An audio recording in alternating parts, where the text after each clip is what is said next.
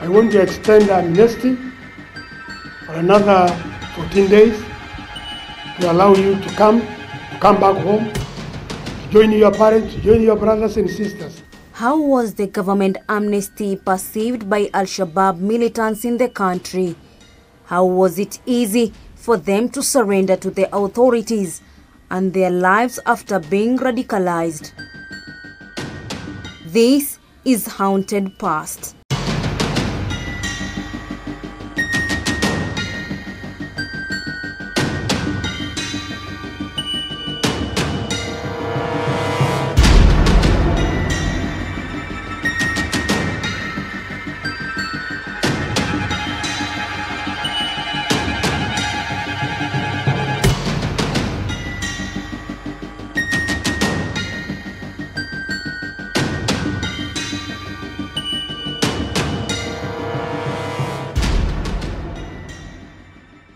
Our journey begins in Majengo slums, a 25-minute drive from Nairobi Central Business District, an area long perceived as a hideout for gangs and criminals. We get to speak to some of the Al Shabaab returnees and defectors who have agreed to share their stories after radicalization, although we shall not reveal their identities for safety reasons. We meet a middle-aged woman, Azizo, not her real name. Upon first glance, she quickly hides her face with her veil, and one would merely think she's shy, but behind her eyes is a dark and sinister story.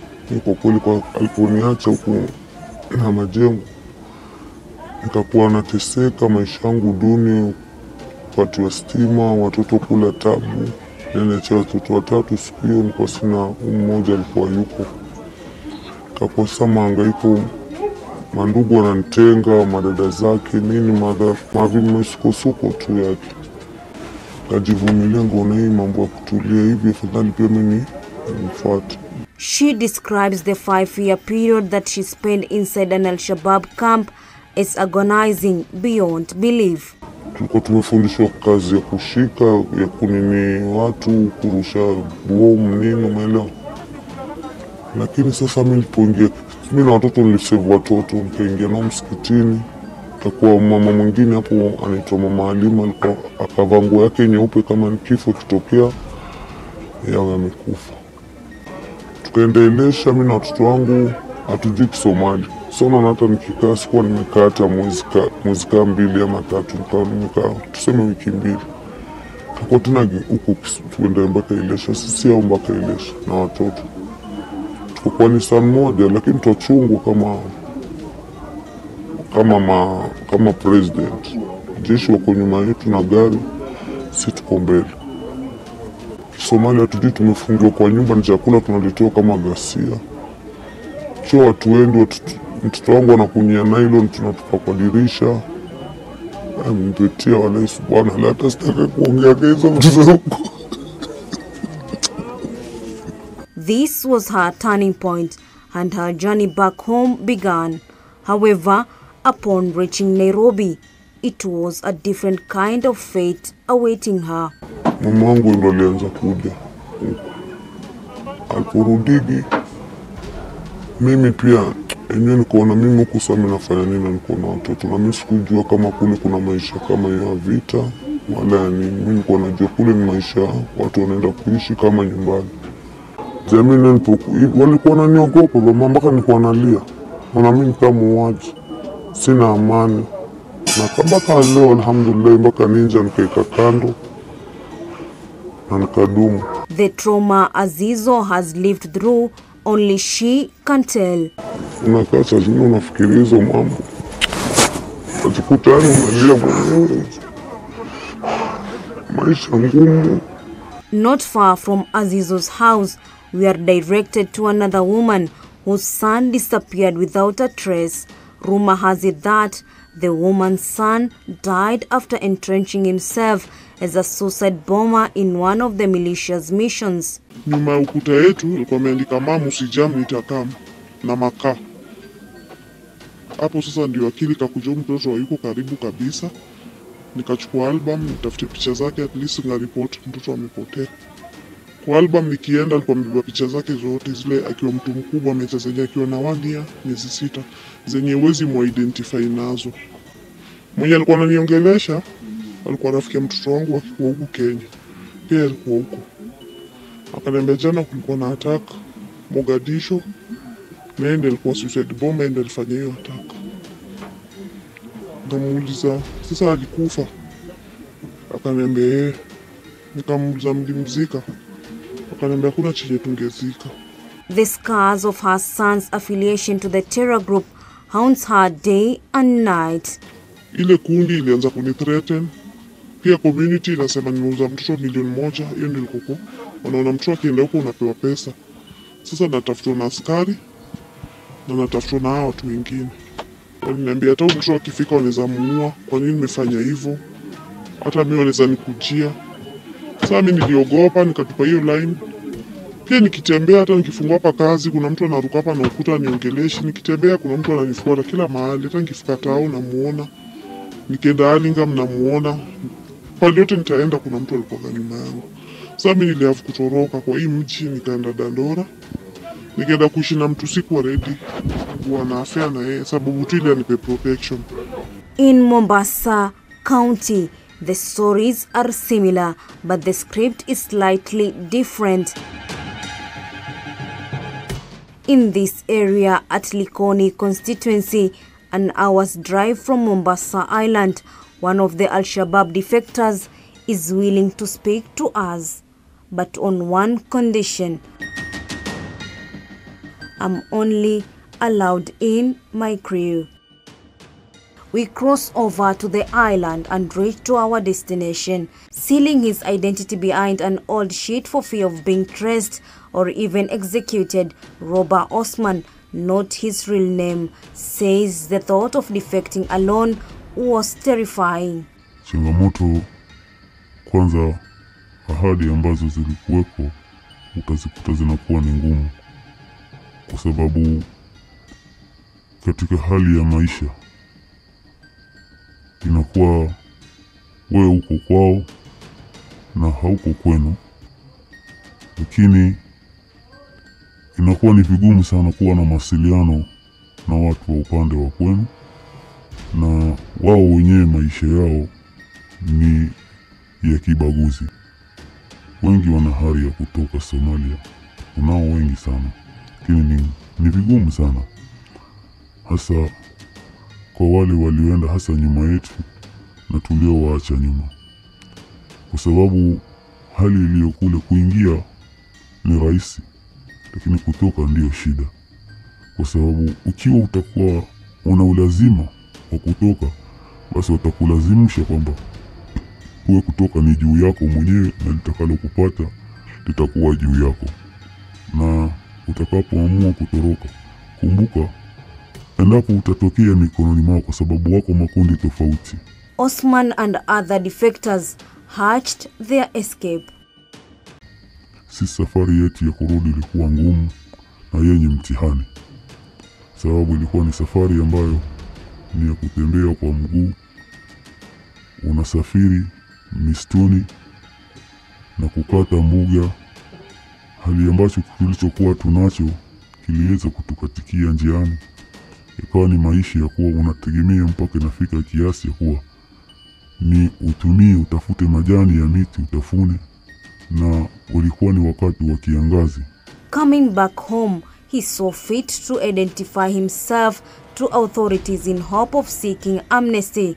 Yalikuja mashirika mengi yakatuahidi, tukajitokeza nao, na tulipojisalimisha kidogo hali ikawa tuna faraja ya kuishi tena, na tukaanza kurudi katika jamii kuamiliana nayo.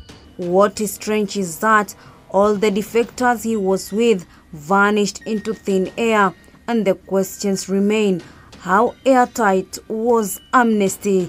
Wakati tulikuta tena baadaye kuna baadhi yetu mara wameandamwa, wengine mara wamechukuliwa, mara wengine wanapotea katika hali ya kutatanisha. Hii ikawa inatutia hofu, lakini ikawa huwezi ukamfuatilia mtu zaidi na kutafuta undani kwa sababu ya hali ambayo kwamba ilikuwa imetuleta na kila mtu alichokuwa anakililia. On the other side of town, sources tell us majority of the homes here have their kids recruited and students have not been spared either. Wengine wakiwa wanafunzi wangu wamekuwa radicalized, na pengine sababu kubwa ya kuwafanya wao wakuwe radicalized ama wengine katika magenge ya watu wabaya wanahadaiwa tu. Wanahadaiwa kwa sababu hawajajielewa. Nilikuwa high school in form 3 by friends, na alafu it was indirectly, ilikuwa indirectly, it was not like amekuja amekwambia ama Shabaab recruit ama na recruit Al Shabaab or so and so. We were just each time tunamaliza we were going home, manake nilikuwa na school, shule iko mbali kidogo na nyumbani. Although this young man didn't go to Somalia with his friends, life has changed. He's constantly in the police radar. Najua kwa sababu ya kule kuinteract na wale maofisa, na wanajua kuna mtu ndani ambaye alikuwa wao na amedefect, na napeana information crucial kuhusiana na kundi hilo. Lazima wanatutafuta tu kama sisi, manake tuko wengi. Mimi ndio nimechukua moyo kujitokeza na kuzungumza na nyinyi. Hofu yangu sana ni wale vijana ambao wako katika Al Shabaab kunifuata. Al Shabaab suspects who have served their jail term and were released are also watching their backs, not knowing their fate. Amani Mafujo was abducted by 6 men after his release from Shimolatewa prison. He has reunited with his family in Kwale County on the 3rd of September this year. However, Mafujo has not disclosed much about the tribulation he underwent while the hands of his abductors, but narrated that he was in a closed room in an unknown location and was occasionally blindfolded whenever he was moved around by his abductors. Ameambiwa si disclose, asiongee kitu yoyote kuhusiana na pale alikuwa. Yeye mwenyewe ajua alikuwa wapi, lakini amekimbia sana na hiyo gari. Alikuwa akisikia tu milio ya ndege ikilia, ajui saa ngapi, ajui ni wapi. Alikuwa ndani ya nyumba imefungwa, anapatiwa chakula. Watu hawakumtesa, wanampatia pali pa kuswali, anaswali, hakuwaona hata uso wao. Hiyo miezi 6 walimnulia nguo, walimpatia maji na walimuoji sana, na kutaka kudisclose amojiwa nini. Others have lost their lives. Ya wale vijana. Lakini tumeona kwamba hata mbinu zote hizi tunazozifanya na vile vile pia tunavyobadilisha vijana, serikali mbali na kuwa hawajaweka mikakati mwafaka, wanaenda bado na kuwachukua na kuwaua na kuwatoa uhai vijana kama hao. Ama vile vile pia wanawapoteza. Tuko na very clear incidents ambayo imetokea hivi juzi Old Town. Most of the disengaged combatants, they live in fear when they re-enter the society. But they will still look for them, because I have one friend who came back from, who had defected, and he came and hid in Bakarani. Back, it was in around 2016. He came and hid in Bakarani, but he was followed by Al Shabaab fighters. One of them followed him and found him at his, he came and knocked at his door and shot him in there on the neck. Integration into the society is the hardest part of all. The community believes they cannot be transformed. Hawajui ni nani atakayemuua, whether ni wale recruiters kwa vile ametoka katika ile group yao, ama ni serikali ambayo haijamwamini kwa huyu ameamua kubadilika. So anaenda kuendelea kuishi katika hali ya unyanyapaa na kujificha katika maeneo asiweze kupatikana. So kwanza freedom yake imekuwa limited. Hapati freedom ya kujiassociate, hapati freedom ya kuweza kumove, hapati freedom ya kuweza kuexplain ama ya kujiexpress. Hizo haki zote zimekiuka.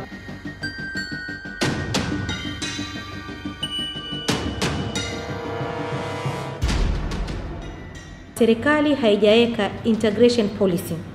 Hajaweka integration policy ya kwamba mtu akitaka kureform anafaa kufuata mbinu gani, anaenda kwa nani, baada hapa anaenda wapi, baada pale anaenda pale. Hilo halijaweza kuwekwa wazi. Vile vile pia haijasema kwamba ni vipi mtu anaweza kuwa protected pindi anapoamua kubadilika. In other areas along coastal strips such as Majengo, they have embraced different efforts to change the attitude and direct the society in law enforcement behavior reformation activities that have been progressing well, and there is a new dawn. Vijana hao wengi, baadhi yao tukafungulia kawosh, baadhi yao tukasafirisha nje, tukawatolea mapasipoti. Hivi leo wako nje wanafanya kazi, wanaangalia wazazi wao. Kuna baadhi yao tukawasaidia biashara ndogo ndogo, wazazi wao baadhi yao tukawafungulia biashara, kununulia makarai, majiko, tukawapatia vyakula ili waweze kufanya biashara ndogo ndogo. Back in Nairobi County, in a bid to rehabilitate jihadist reformers, acting director of the National Counter-Terrorism Center, Rosalind Nyawira, says the national strategy for countering violent extremism has been at the forefront of trying to reintegrate the former and reformed militants back into the society. On the ground, it is not just black and white. It's hard work, it takes a long time, it takes a lot of compassion and humaneness, and that's actually what we require to just remember. Empathy, because there are people who have lost a lot. Amepoteza usichana wake, amepoteza ujana wake. Our main aim is to make you a good citizen. So we'll bring in psychologists, we'll bring in also religious leaders who will tell you this is what you are taught, who will want to gauge what were you told that convinced you to go. Then they'll tell you this is what you are taught, but look, this is a proper religion. Atakawa vijana wajue kitu moja, kauli toka na tukajua umeenda Somalia ama ukajulikana umeenda Somalia, si ndio? Lakini ujua itokezea anywhere. The assumption yenye mtu akonao ni ati bado uko huko ukifanya kitu kibaya. Tukikuona kwa mtaa ama uonekane tu kwa mtaa hivyo tu kigafla, watu wataogopa. Una expect mbanga afanye nini akikuona? Una expect uwe msee afanye nini? Lazima akikuona, the first thing atafanya ni kukususpect. First, we are not encouraging crime. We don't want you to go to jihad theaters, come back and look like you're benefiting from the crime. It's important that we have a society that understands justice. And it doesn't necessarily mean that you are going to be jailed for 10 years or something. There are many, within the legal system, there are many options now, and there are many options to get justice.